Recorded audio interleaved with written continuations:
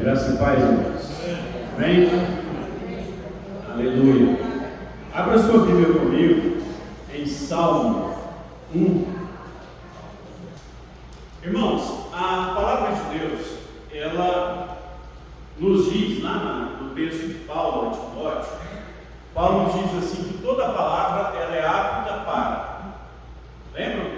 As três características? Ela é apta para ensinar, edificar e para exortar. Então toda palavra que a gente tem na Bíblia, ela tem esses três, pelo menos esses três objetivos. Ela nos ensina, ela nos edifica e ela nos exorta. No Salmo 1, Davi ele começa nos exortando. Não é? A gente já falou isso semana passada, eu vou só relembrar rapidamente. Davi ele fala de uma prática, ele fala de um hábito e ele fala de um estado final. Qual que é a prática aí, irmãos? No verso 1. Vamos lá, vamos participar hoje. Qual que é a prática no verso 1? O que está escrito aí? Bem-aventurado com felicidade é o homem que não anda segundo o conselho dos ímpios ou não segue o conselho dos ímpios. Né? Então qual é a prática aí? Não seguir o conselho dos ímpios. Não, a prática é andar, seguir. Prática é algo positivo, é o que você faz. Então é andar ou seguir. O que Davi está falando? Que começa com uma prática. Depois dessa prática, você tanto repetir, ela vira o quê? Um hábito.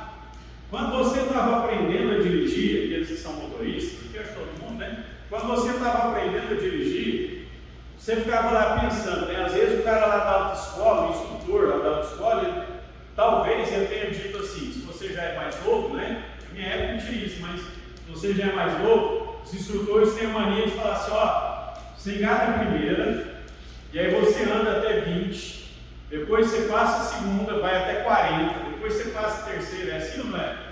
Ele fica tentando colocar na sua cabeça um critério para você seguindo a velocidade e mudando de marcha.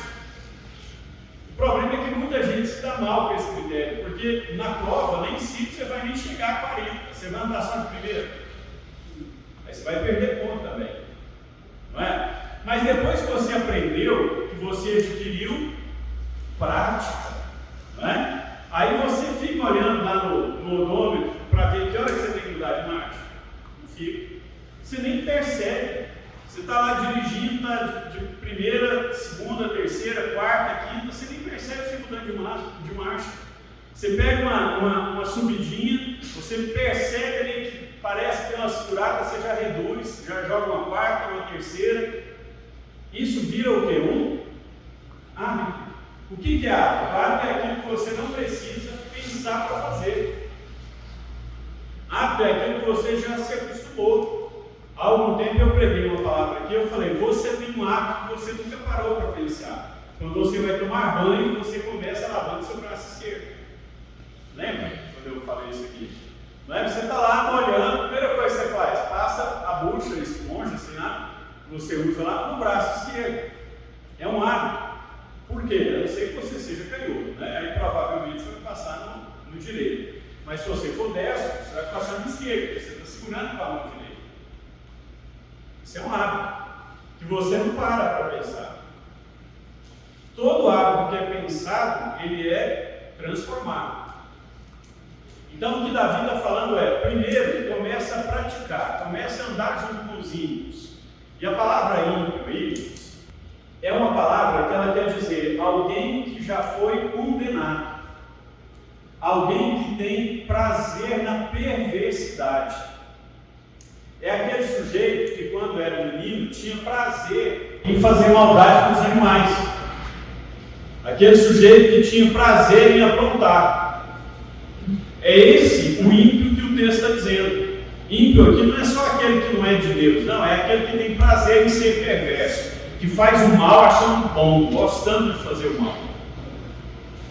E aí quando a Bíblia fala, é aquele que tem a prática de seguir o conselho desses perversos, ele em seguida, ele começa a andar em tudo aquilo que os perversos também andam. Ele é extenuado.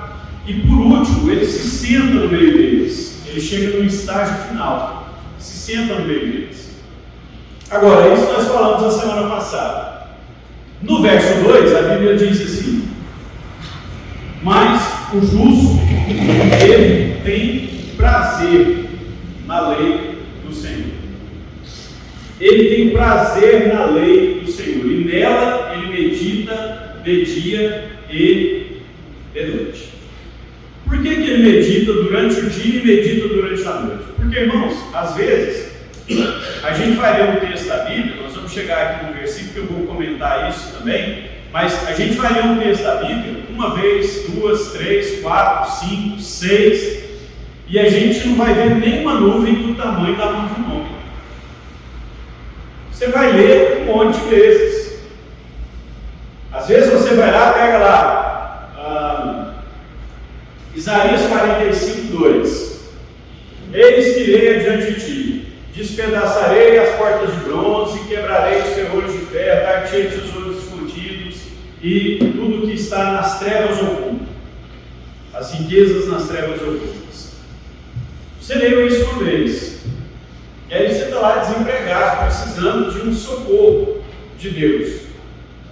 Você até lembra do texto: olha, Deus está falando que Ele vai na minha frente, Ele vai despedaçar as portas de bronze, Ele vai quebrar os ferrolhos de ferro, Ele vai me abençoar com aquilo que eu nem sei que existe.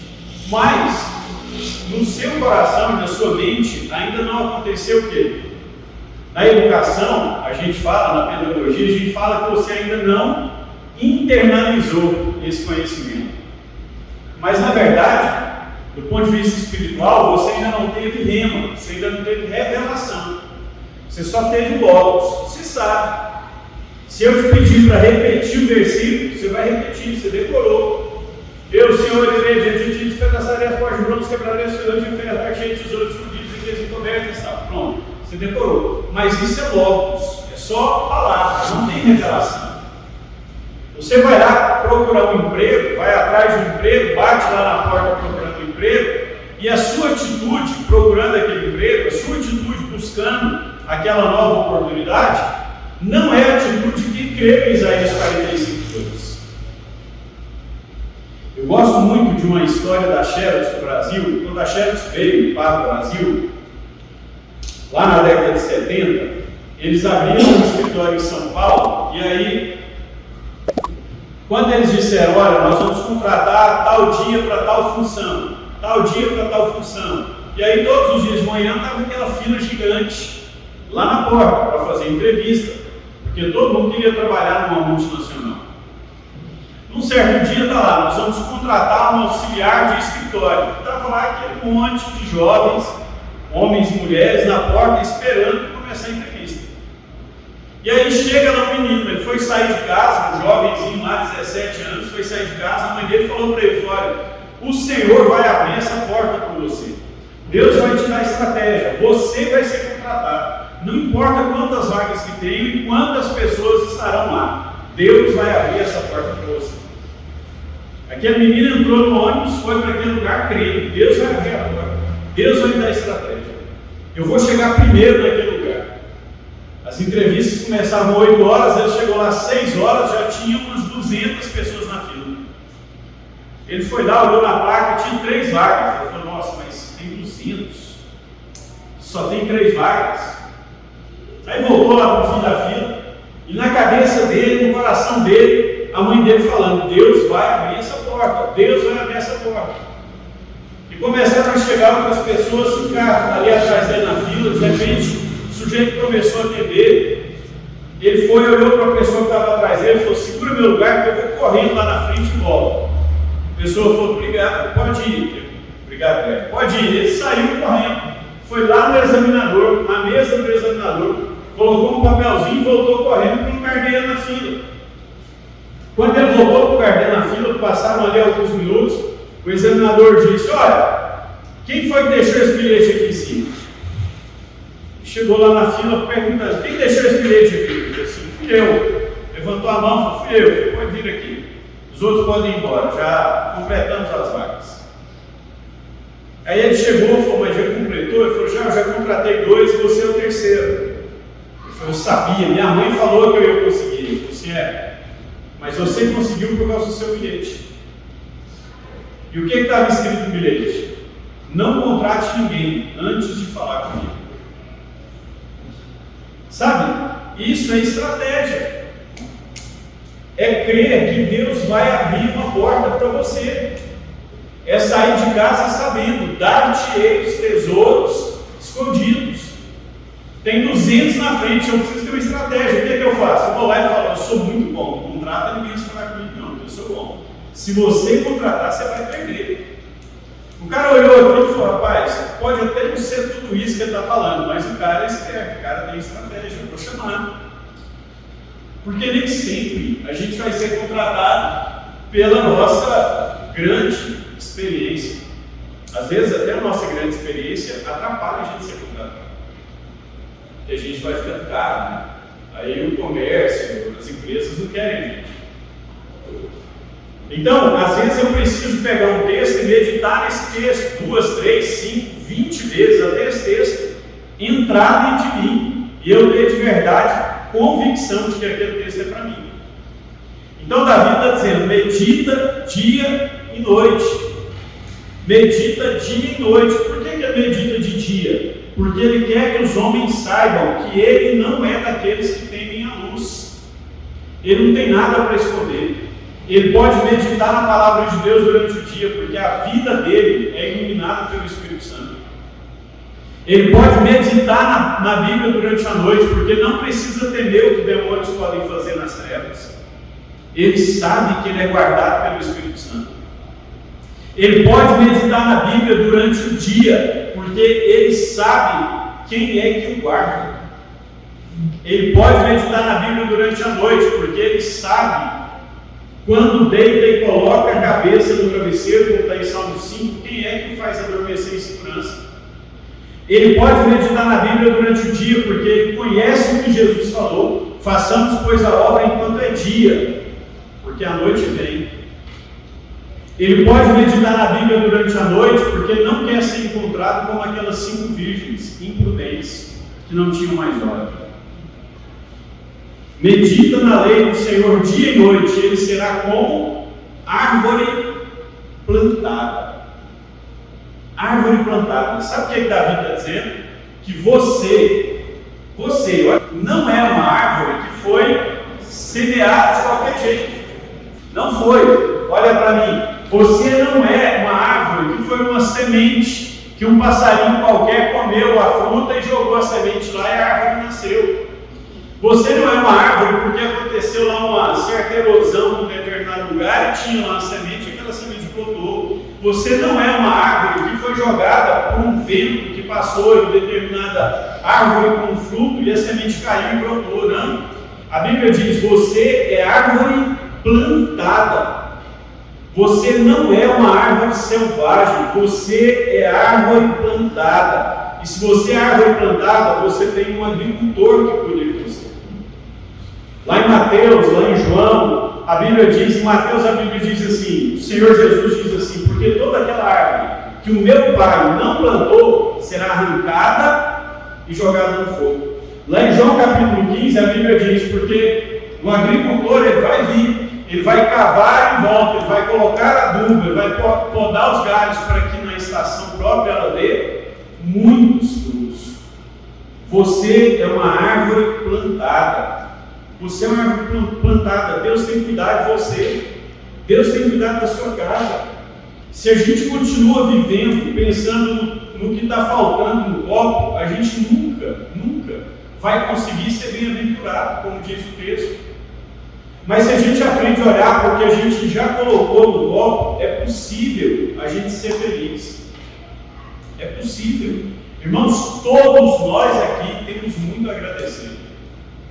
Todos nós. Todos nós. Olha, nós estamos vivos. Você passou por uma pandemia e sobreviveu. Deus nos guardou, nós sobrevivemos. Nenhum de nós está sendo despejado. Nenhum de nós mora na rua. Nenhum de nós está passando fome. Nenhum de nós está sofrendo perseguição. Deus tem nos guardado, nós temos muito para agradecer. Ah, mas eu tenho dificuldades. Tem mesmo, porque às vezes Deus vem e Ele cava em volta para colocar adubo, para que a gente volte a produzir, ou para que a gente produza mais.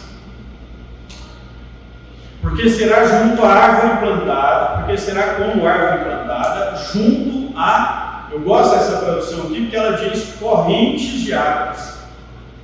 Sabe por que eu gosto dessa aqui? Não da que diz ribeiros, porque a ideia de correntes de águas é a ideia de que não é um reguinho d'água. É uma água que nunca vai faltar. Irmãos, nunca vai faltar a unção do Espírito Santo sobre nós para que a gente busque a presença do Senhor. Nunca vai faltar a unção do Espírito Santo sobre nós para que a gente fale do amor de Jesus para alguém que está sofrendo. Nunca vai faltar a unção do Espírito Santo sobre nós para que a gente ore com alguém e traga uma palavra de conforto. Nunca vai faltar a unção do Espírito sobre nós para que a gente ore com alguém oprimido e expulse o demônio que está lá. Nunca vai faltar, porque nós estamos plantados junto a correntes de águas. E todos os dias, dia e noite, há água do Espírito sobre nós. Há unção do Espírito Santo sobre nós. Há poder de Deus sobre a nossa vida. O tempo inteiro. A palavra de Deus diz que ainda, se fosse possível, não é, mas se fosse possível que você ou eu, como árvore, do tronco, nós fôssemos cortados e o tronco viesse a morrer. Jó 14, 7, 8 e 9, a Bíblia diz assim: ao cheiro das águas brotará e dará frutos, e os seus ramos serão como um renovo. Sabe, ainda que a gente não consiga, o que a Bíblia está dizendo é que ainda que a gente não consiga enxergar nenhuma saída, a gente não consiga enxergar nenhuma solução, a Bíblia está dizendo ao cheiro das águas. Não precisa nem ser uma chuva. Ao cheiro das águas brotará, dará frutos e será como um renovo. Pois será como árvore plantada junto a ribeiros de águas, que dá o seu fruto na estação própria, cujas folhas não caem. Que dá o seu fruto na estação própria. O que é dar fruto na estação própria? Eu ficava pensando aqui. Davi está sendo didático, ensinando para a gente que dar fruto na estação própria é, na época de, sei lá, de primavera, dar abacate, no começo do verão, manga, né? Lá no outono, caqui, melão. Então Davi está falando é disso, é de dar o fruto certo na estação certa. Mas esses dias eu estava lendo de novo, pensando, né? Por isso que eu disse, a gente lê muito texto, e fazendo uma exegese desse texto, fui lá ler lá no original, o que de verdade está dizendo. E o que Davi quis dizer aqui é que não é que dá o fruto, um fruto na estação do fruto, e que nas outras estações ele não dá nada. O que ele está dizendo é que ele vai dar fruto em todas as estações, mas que em cada estação ele vai dar o fruto da estação. Deixa eu te explicar isso. Se você plantar um pé de manga, um caroço de manga lá, você vai colher o quê? Manga, não é? Não dá para plantar um caroço de manga e esperar colher laranja, não tem jeito, não é? Você planta manga, você vai colher manga. Você planta abacate, você vai colher abacate. A vida inteira, 20, 30 anos daquele pé de abacate, ele vai dar abacates. Ele não vai, depois de velho, começar a dar outra fruta. O que Davi está falando para a gente é que nós não somos assim. O que ele está dizendo para nós aqui nesse texto é que em algumas épocas da nossa vida, nós vamos dar um fruto. Em outras épocas, nós vamos dar outro fruto. Em outras épocas, outro fruto. Em outras épocas, outro fruto. O que importa é que a gente entenda que nós sempre iremos dar frutos. E frutos segundo a estação própria. Agora, o que é estação? Estação é tempo de vida. Davi não está falando aqui de primavera, verão, outono e inverno. Ele está falando do tempo da nossa vida, dos ciclos da nossa vida. Então, o que ele está lembrando para a gente aqui? Quando você estiver enfrentando tribulação, qual que é o fruto que você vai produzir? Quando você estiver enfrentando uma enfermidade, qual é o fruto que você vai produzir? Quando você estiver enfrentando uma crise financeira, qual é o fruto que você vai produzir? É isso que Davi está falando. Então, quando eu estiver enfrentando uma tribulação, qual vai ser meu fruto? Fé. Quando eu estiver enfrentando uma enfermidade, qual vai ser meu fruto? Perseverança. Quando eu estiver enfrentando uma luta financeira, qual vai ser meu fruto? Esperança. Porque a Bíblia diz que a perseverança gera esperança, a esperança gera fé. Então eu vou dar fruto de acordo com a estação que eu estiver enfrentando na minha vida. E Davi diz que isso vai acontecer em nós.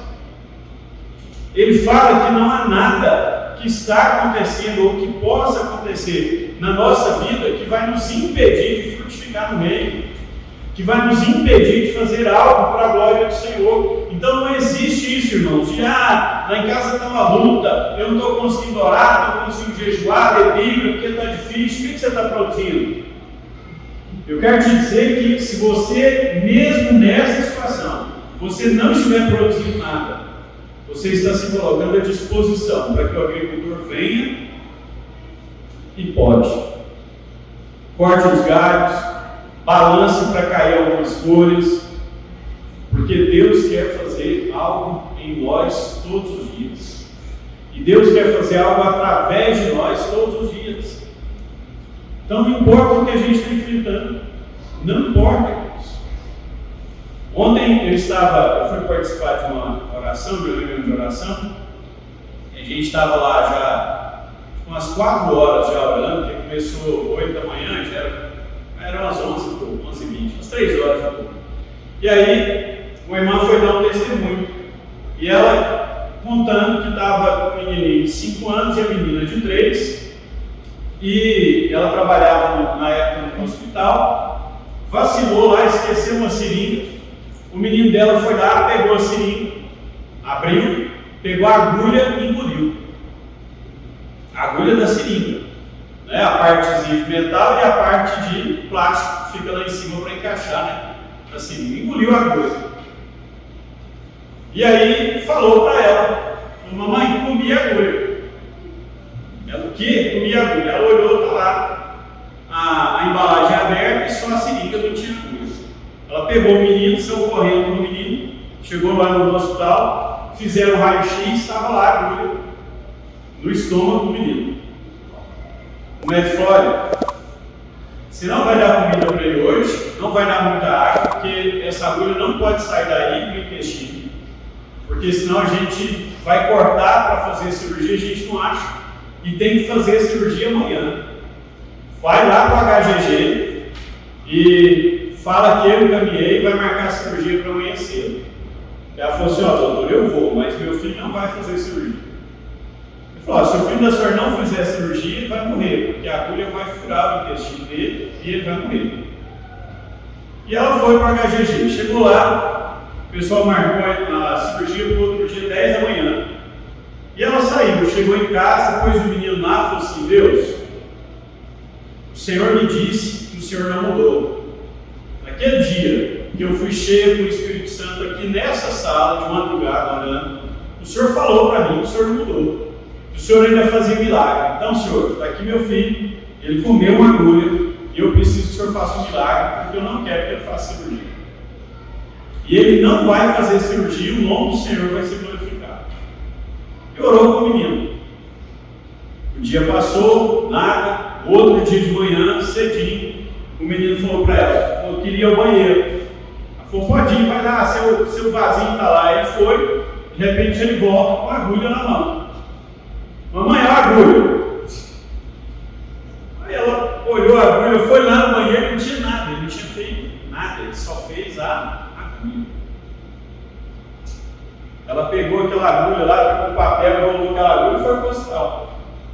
Chegou lá no HGG, o médico falou assim: veio, né, mãe, internar para a gente operar, vamos organizar. Ela falou: não, eu vim aqui só para mostrar para o senhor a agulha. Aí o médico olhou e falou: não, essa aí não é a agulha que estava ali. Ela A agulha que estava nele. Ele foi ao banheiro e fez a agulha. E nós vamos fazer outro raio-x. E fez, naquela época era raio-x. E fez vários raios-x procurando e a agulha não estava mais no menino. Aí tinha saído. Aí o médico falou assim: ó, não furou nada, não tem sinal de que tem nada vazando dentro dele, o senhor não leva embora. Se ele começar a ter febre, alguma coisa, só traz correndo e a gente tem que achar se está com hemorragia. Ela falou: não, doutor, ele não teve hemorragia, não vai ter, eu vou falar para o senhor. Minha mãe quebrou a bacia e está andando de muleta, aguardando marcar uma cirurgia. Eu vou chegar na casa dela agora, eu vou orar com ela, e minha mãe vai ser curada. E foi para a casa da mãe dela. Chegou lá, a mãe dela está lá e falou assim: mãe, olha aqui, mostrou a agulha. A mãe dela olhou e falou: agulha. Fez a cirurgia? Não, Deus tirou. E a senhora prepara que eu vou orar e só vai ser curada, só vai jogar essas muletas fora. E a mãe dela não era crente. Olha, se você acha que Deus pode curar, então pode orar, não tem nada não. Ela pôs a mão lá na bacia da mãe dela, orou e falou: Deus, cura minha mãe agora, em nome de Jesus. Pronto. A mãe dela falou: mas só isso? Ela pode tirar a muleta. A mãe dela: eu não dou conta, eu vou cair. Ela: pode tirar a muleta. A mãe dela tirou a muleta, começou a andar, nunca mais teve dor, nunca mais teve problema. Por que, irmãos? Porque o Senhor espera que nós continuemos produzindo frutos. Não importa a situação, não importa a luta, não importa. Ontem eu cheguei lá com um amigo meu que há 19 anos e meio, eu fui lá com ele. Ele precisava de uma resposta, ele me ligou de madrugada quase, Zé Cândida, não sabe, Zé Cândida, eu preciso de uma pessoa que você acredita que é de Deus para orar comigo, que eu preciso de uma resposta. Você pode vir aqui em casa que a gente vai. Fomos lá, ela orou com ele, sem saber de nada. Deus falou com ela, falou para ele o que era e foi embora. Ontem ele foi lá, levou os 2 meninos que ela tinha profetizado há 19 anos. Falou: está aqui, ó. Esse casal de gêmeos aqui é a resposta da oração da senhora de 19 anos atrás. E a menina sentada, e nós fomos lá ontem, porque ele falou: eu preciso de outra resposta e tem que ser de alguém que eu confio. Vamos lá naquela irmã comigo. E nós fomos. E a menina ali sentada na primeira cadeira. A hora que ela pegou o microfone, ela falou assim: você tem namorado? A menina falou: não. Ela falou: é a hora que você sentou aí, que eu sentei de lá, Deus me mostrou uma aliança sendo colocada no seu dedo. E aí esse amigo meu começou a chorar, porque tem 30 dias que eles estão orando para Deus trazer a resposta de um menino, de um rapaz da igreja que veio e pediu para namorar com ela. Porque, irmãos, Deus quer usar a nossa vida. O problema é que a gente está virando incrédulo. Aí não tem como Deus usar. Porque a gente não entende que nós somos uma árvore plantada junto a ribeiros de águas e que nós iremos dar fruto. Nós iremos dar fruto. Ah, pastor, e se eu orar vai acontecer? E daí, quem vai fazer é você? Não é. Seu papel é orar. O seu papel é orar. O meu papel é orar. Como que Deus vai fazer? Não é problema nosso. E pensa, quando você ora, que isso é o que eu acho mais tremendo na oração, quando você ora, você transfere a responsabilidade para quem? Para Deus. Você fala: Deus, está aqui, ó. Estou entregando o Senhor. Estou entregando mesmo. Está resolvido. Porque será como árvore plantada junto a ribeiro de águas, cujas folhas não secam. O que quer dizer isso? O tempo inteiro tem vida. O tempo inteiro tem vida. Agora, olha o ímpio. O ímpio não. O ímpio é como uma moinha que é levada pelo vento. Sabe o que é moinha? Às vezes a gente pensa aqui, né? Por isso que eu não gosto dessa tradução aí de palha. Que fala que será como a palha, né? Porque quando você lê palha aí, de cara, o que você pensa? Milho, não é? Se você for boiando mesmo, você vai lembrar de milho, vai pensar na palha lá da pamonha, né? Você vai lembrar daquela palha. E Davi não está falando dessa palha, está falando da palha do trigo, que era uma palha muito mais fina e menorzinha. E como que essa palha saía? Pegava o trigo com uma pá, jogava para cima e o vento tirava a palha. Quem levava a palha era o vento. Por isso que é como palha levada pelo vento. Agora deixa eu te dizer uma coisa, talvez você nunca tenha entendido isso. Eu, semana passada, orando a respeito desse texto, o Espírito Santo colocou isso assim forte no meu coração. Sabe por que muitas pessoas ruins, maldosas, ímpias, ainda são abençoadas? Porque elas estão perto de você. Porque a palha, ela só tem valor quando ela ainda está junto do trigo. Depois que ela é separada do trigo, ela só presta para uma coisa: fogo. Jesus diz isso lá em Mateus: só para o fogo.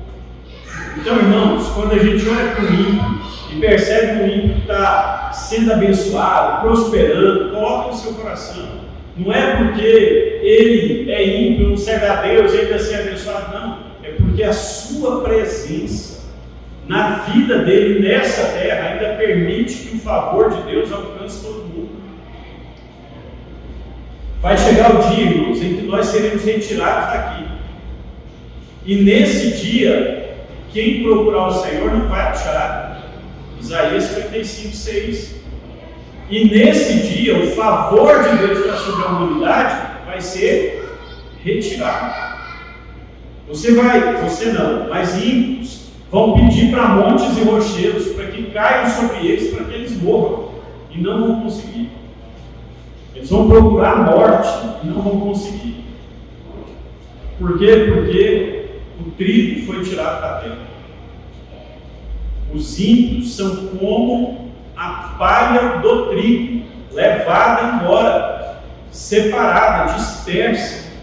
E aí ele diz que os pecadores, os ímpios, eles não têm lugar no meio dos justos. Por quê? Porque eles são de outra natureza. Por que o ímpio não vai para o céu? Porque eles iam ficar fora de lugar, irmãos. Sabe, agora que eles chegassem lá, eles iam falar: o que eu estou fazendo aqui? Eu não sou daquilo, não é mesmo. Eles são de outra natureza. Por isso que eles não vão sobreviver na congregação dos justos.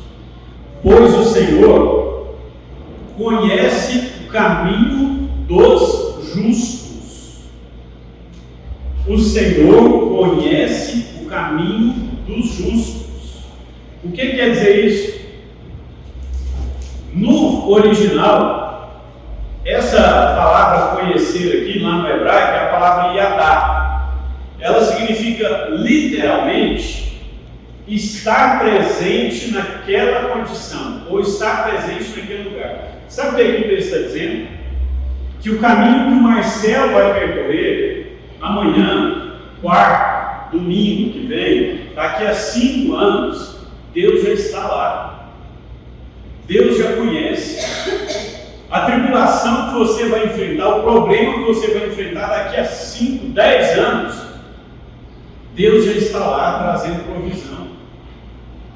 A luta que talvez vai vir sobre nós daqui a muito tempo, Deus já está lá trazendo socorro.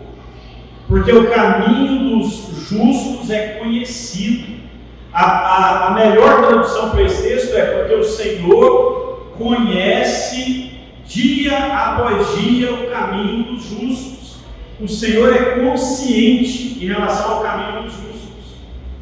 Mas aí Davi encerra falando: mas o caminho dos ímpios será destruído. Por que agora ele falou lá no começo do caminho dos ímpios e agora ele fala de novo? E é engraçado que a palavra aqui agora para caminho, que ele vai usar para ímpios, no hebraico, é uma palavrinha que é derek, que literalmente significa estradas. Sabe o que a Bíblia está dizendo? Que o perverso, ele não tem só um caminho, ele tem vários. Existem perversos que vão percorrer a estrada da mentira. Existem perversos que vão percorrer a estrada da desonestidade. Existem perversos que vão percorrer a estrada do adultério, da prostituição, do roubo, do homicídio. Existem perversos que vão percorrer a estrada da inveja, porque o ímpio, ele tem muitos caminhos. E o texto está dizendo que o Senhor irá destruir todos eles. O ímpio não terá lugar, porque ele não terá caminho para percorrer. Mas do justo, a Bíblia diz, o Senhor conhece o caminho. O Senhor conhece o caminho dos justos. E agora, aqui, a palavra significa literalmente lugar a ser percorrido. É diferente. Então, quando Deus olha para nós, irmãos, Deus não está só lá do céu, olhando para você, olhando para mim aqui na terra, e de vez em quando ele fala assim: peraí, deixa eu dar uma olhada ali no que está acontecendo com os recantos. Não, deixa eu dar uma olhada ali no que está acontecendo com o divino. Deixa eu dar uma olhada ali no que está acontecendo com a Rosilene. Não. Deus está cuidando do nosso caminho, dia após dia. Ele não está dando uma olhadinha na gente para ir olhar no outro depois, não. Ele está olhando para todos os justos, ao mesmo tempo e o tempo todo, e cuidando do caminho de todos esses justos. Você pode crer que a sua vida está guardada e o seu caminho está guardado pelo Senhor. Lá em Jeremias 17:7, a Bíblia diz, 7 e 8, a Bíblia diz assim, que bendito é o homem cuja confiança está no Senhor e nele confia, porque ele será como a árvore plantada junto a ribeiro de águas, que dá o fruto na estação certa. E aí ele para de repetir o Salmo 1 e escreve algo novo. Jeremias escreve assim: ele não temerá o calor, porque as suas folhas estarão sempre verdes. E aí a segunda parte é tremenda, do verso 8, ele diz assim: ele não ficará ansioso no dia da seca, porque o tempo inteiro terá fruto. Sabe, irmãos, a Bíblia está falando para a gente o tempo inteiro que Deus está cuidando de nós. Para nós encerrarmos, quero fazer aqui umas aplicações. Primeiro, se você observou aí, a palavra Senhor, ela aparece 2 vezes aí nesse salmo. E nas 2 vezes que ela aparece nesse salmo, ela tem que estar com letras maiúsculas, todas as letras, não só a primeira, todas. Se não tivesse, você pode corrigir isso na Bíblia. Essa palavra Senhor no hebraico é a palavra que Deus vai usar para falar com Moisés. É o Yud-He-Vav-He no hebraico, que seria YHWH em português. O que ela significa? O Senhor Todo-Poderoso. Eu serei o que eu serei, como ele falou lá para Moisés. O judeu ele não usa essa palavra. Até hoje. Se você conversar com o rabino e falar para ele assim: rabino, o nome de Deus, fala para mim, é Yud-He-Vav-He. Ele vai falar assim para você, é Yud-He, aí ele vai falar qualquer outra letra, de qualquer outra letra do hebraico, e depois ele vai falar o rei. Ele não fala as 4. Por quê? Porque eles têm medo de falarem o nome santo de Deus e estarem impuros e cometerem o pecado de falar o nome de Deus em vão. Então eles não falam. Eles trocam o nome de Deus aqui, Yud-He-Vav-He, eles trocam por Adonai. Por isso que quando um judeu chega perto de outro, ele fala Shalom Adonai. Quando ele vai falar de Deus, no sentido de Deus Senhor, ele fala Elohim. Ele não usa o Yud-He-Vav-He. Mas Davi usa 2 vezes. Davi está fugindo de Saul, está matando gente, está assaltando para comer. E Davi usa o nome de Deus 2 vezes sem medo. E aí a gente precisa entender, primeiro, por que Deus quis falar esse nome. E depois, por que Davi usa. Por que Deus quis falar esse nome? Deus quis se fazer conhecer pelo nome. Porque quando Ele olha para você, Ele te chama pelo nome. Ele sabe quem você é. Você não é um grupo qualquer, não. Deus trata com a gente de maneira individual, irmãos. Essa herança romana que a gente assumiu, né, que não tem nada a ver com a herança hebraica, a herança da Bíblia. Quando a gente fala hoje, por exemplo, se você pegar lá o Código Civil, vai estar lá no artigo 4º do Código Civil falando que o nome é o que a gente chama de sobrenome. O cara está casado, chama João, ele não pode separar e começar a chamar Arthur. Ele tem que continuar com João. Mas ele pode tirar o sobrenome se ele trouxe uma mulher para ele. É uma escolha dele, ele pode tirar. Não é? Essa herança é romana. Porque no povo romano o que importava era o sobrenome. É por isso que Judas é chamado de Iscariotes. Porque Judas significa aquele que louva. A palavra Judas significa aquele que louva. Isso é um nome. Jesus nunca chamou Judas de Judas Iscariotes. Pode procurar nos evangelhos. Ele sempre chamou Judas de Judas, pelo nome. Agora, como é que ele ficou conhecido? Iscariotes. O que significa Iscariotes? Assassino. Há uma herança romana. Então, a gente esquece que o nome na Bíblia está ligado àquilo que a gente é. Jacó, suplantador, enganador. Abraão, pai de multidões. Sara, princesa. Daniel, príncipe de Deus. Israel, escolhido de Deus. Yeshua, o Senhor é a salvação. O nome estava ligado ao que a pessoa, a alguma característica da pessoa. Então Deus ele faz questão de te chamar pelo nome. Ele te trata de maneira individual. Por quê? Porque Ele conhece o seu problema, Ele conhece a sua dor, Ele conhece a sua necessidade. Por isso nós não temos um grupo de Deus para a gente ficar escolhendo. Eu estou com um problema financeiro, vou orar para esse. Eu estou com um problema no casamento, é aquele outro. Eu estou com um problema em tal lugar, é aquele outro. Não, a gente tem um Deus, que é Pai. E que João 14,18 diz que não nos deixaria órfãos, porque nele nós temos e teremos sempre uma herança. Então, qual a conclusão que nós podemos tirar, irmãos? Deus nos conhece por quem nós somos. E até aquilo que você às vezes não tem nem coragem de falar, nem para Ele, no meio de uma maca, sozinho, correndo risco, ninguém escutar, Ele já sabe. Ele já conhece. Então, quando você diz assim, Deus conhece meu coração, eu quero te dizer que esse é o seu maior problema, não o seu maior trunfo. Porque Ele conhece o seu coração. Ele conhece o meu coração. E Ele sabe como é o nosso coração. Segundo, a certeza de que Deus conhece o nosso caminho. E por isso, antes da gente percorrer, Ele já está lá. E a gente pode ter certeza que Ele vai nos guardar. Terceiro, a certeza de que a nossa casa, de que a nossa vida serão sempre guardados da presença dos inimigos, porque eles não podem prevalecer na congregação de Deus. Não tem o que o diabo pode fazer. Não tem. Não se preocupe. Se aproxime de Deus. Não vá nessa onda aí de arte da guerra, de ter que conhecer o inimigo. Não, você não precisa conhecer o inimigo, você precisa conhecer Deus. Tiago diz que se nós nos aproximarmos do Senhor, Ele vai se aproximar de nós. E qual vai ser a consequência? O diabo vai fugir de nós. Se tem demônio demais aparecendo, é porque a gente está muito longe de Deus.